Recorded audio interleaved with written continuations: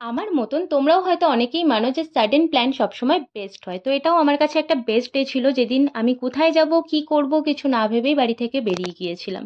হয়তো অনেকেই বুঝে গিয়েছো আমি কোথায় গিয়েছিলাম। আমি দক্ষিণেশ্বর চলে গিয়েছিলাম উইদাউট এনি প্ল্যান। সিরিয়াসলি কোনো প্ল্যান ছিল না, অ্যান্ড অলরেডি বিকেল হয়ে গিয়েছিল। আর এই যে আমি হেঁটে হেঁটে যাচ্ছিলাম, লিটারেলি আমার মনটা সেদিন ভীষণ ভালো ছিল, কারণ বৃষ্টি হচ্ছিল, এই গরমের মধ্যে বৃষ্টি হচ্ছিল, ওয়েদারটা ভীষণ ভালো হয়ে গিয়েছিল।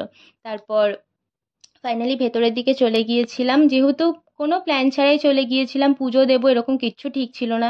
কিন্তু মায়ের কাছে এসেছি, পুজো দেবো না চলে যাব পুজো না দিয়ে, এরকমটা ঠিক মন মানছিল না। তাই ওখানে গিয়ে জিজ্ঞাসা করাতে ওনারা বলল যে হ্যাঁ, সন্ধ্যেতেও পুজো হয়।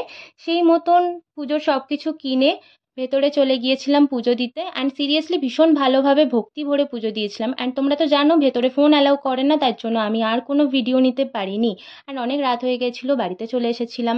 বাড়িতে এসে ডিনার করে আমি ঘুমোতে চলে গিয়েছিলাম।